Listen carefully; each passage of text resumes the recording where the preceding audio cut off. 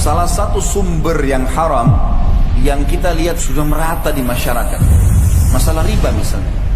Dan kita seakan-akan subhanallah sudah kena dengan hadis baginda Nabi SAW, akan tiba satu zaman nanti di mana tidak ada satupun umat yang bisa luput dari riba, apapun dicicil dan berbunga. Dan ini berbahaya sekali. Sesuai dengan hadis Nabi SAW, Allah melaknat pelaku riba, penulisnya, saksinya, semua kena. Riba ini bukan hanya sekedar sesuatu dosa yang seperti zina yang dasarnya besar misalnya. Tapi apa kata Nabi SAW dalam hadis yang sahih riwayat Imam Ahmad, 1 dirham riba lebih berat daripada 36 kali berzina. Bayangkan kalau kita berzina, naudzubillah, sekali, sudah berat hukumannya. Sudah cukup Allah datangkan penyakit kelamin untuk dia sebenarnya.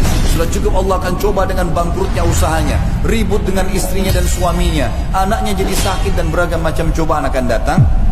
Bagaimana kalau seandainya 36 kali berzina? Padahal 1 dirham, 1.000 rupiah riba. 0% kok Ustaz? Baik 0%.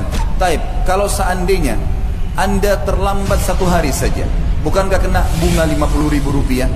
50.000 bisa saya jangkau, gaji saya 3 juta. Benar, tapi 50.000 rupiah kalau kita hubungkan dengan hadis tadi, lebih berat daripada 36 kali berzina. Untuk apa? Kenapa harus paksakan diri melampaui kapasitas? Kenapa kalau tetap pakai kendaraan yang lama dulu sampai dikumpulkan dana supaya kita bisa beli yang cash? Kenapa kita tidak sabar teman-teman sekalian? Toh perangkat di tubuh kita masih aman. Matanya masih sehat, telinganya masih sehat, kulitnya masih bagus, kakinya masih bagus. Kenapa harus paksakan diri? Allah mengatakan, ya ayyuhalladzina amanu la ta'kulur riba adha'afan mudha'afah. Hai orang-orang yang beriman, jangan kalian makan riba bertumpuk-tumpuk, berulang-ulang. Apa makna kalimat ini? Kata sebagian ulama tafsir, yang dimaksud adalah riba itu akan selalu mengikat seseorang, tidak bisa lepas. Makanya setiap cicilannya berjalan berapa bulan ditawarkan lagi yang lain, digoda lagi sama syaitan dengan yang lain. Minimal harus ada yang nyantol. Dan 1 dirham riba lebih berat daripada 36 kali berzina. Assalamualaikum warahmatullahi wabarakatuh.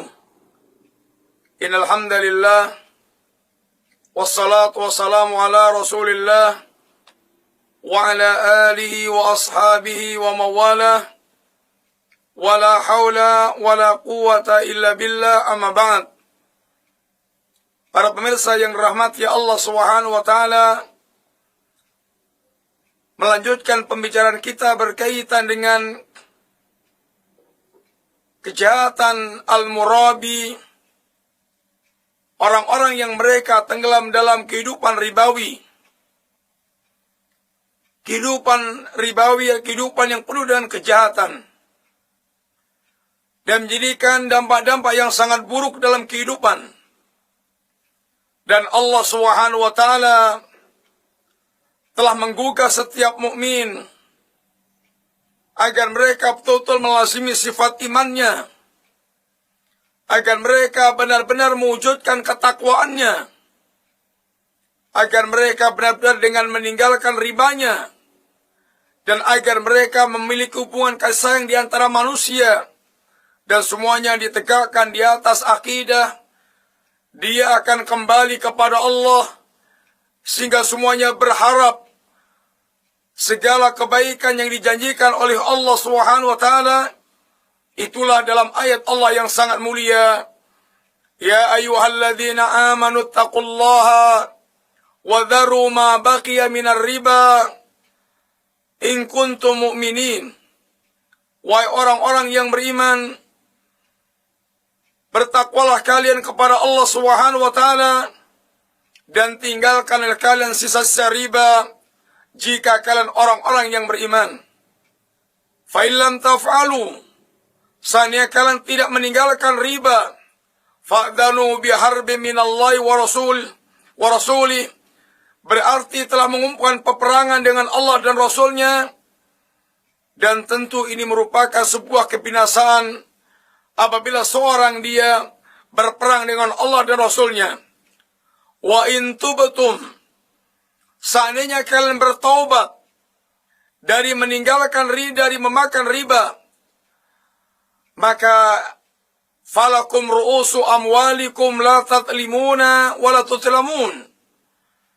Apabila kalian bertobat dari bermuamalah secara ribawi, maka bagi kalian adalah harta pokok kalian, tinggalkan ribanya, dan kalian tidak menzalimi dan tidak pula terzalimi sama sekali. Bagaimana hukumnya bekerja di bank-bank konvensional yang non syariah?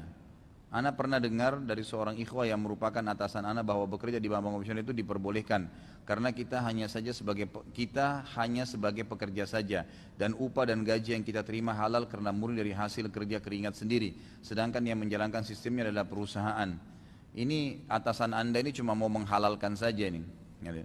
Dari mana pintu dari mana Anda mengatakan kerja di bank ribawi itu halal? Sama saja kalau kita kerja di sebuah diskotik, saya nggak kerja, saya nggak minum khamar, saya nggak kumpul dengan lawan jenis, tapi saya kerja di situ, hasil keringat saya, halal saja. Nggak bisa, akhi. Nggak bisa.